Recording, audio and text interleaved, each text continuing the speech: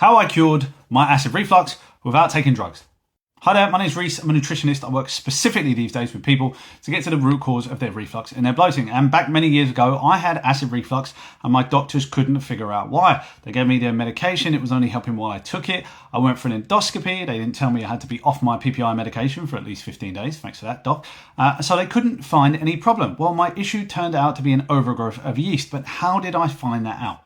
Well, I wasn't satisfied with them telling me I had too much acid because that never made sense to me. If I have too much acid, I either have too many acid secreting cells or those cells are working overtime, and neither of those they could prove to me was the problem. So what I had to do was the old school trial and error method. I had to just try different things and see what worked. And now, many years later, I know that there are three main causes of acid reflux. The first is having an H. pylori bacterial infection. But as I said earlier, you have to be off your PPI medication for at least 15 days when you have an endoscopy to get a positive result if you have it.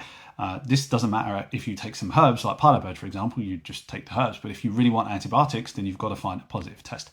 The second most popular cause, I think, of acid reflux is an overgrowth of yeast. Now, that was my original cause. It actually got significantly worse after I took antibiotics because antibiotics kill bacteria and then allow the yeast or the fungus to thrive, and that was causing my problem. A lot of people have yeast in their mouth and their esophagus. They're swallowing it. It's in their stomach, suppressing their acid and causing their problem. Now, the third issue is not having a gallbladder, where you end up with bile inside your stomach, and bile inside the stomach can interfere with the sphincter, causing gastritis, a hernia, acid reflux, and those problems. So if you don't know where to start, it's probably one of those three for most people. You could start by taking some pilobird to rule out H. pylori, or you could go to myacidrefluxquiz.com, fill out that short quiz. It'll tell you which one of those three is most likely, and then you can attack it head on and see how you go. Best of luck.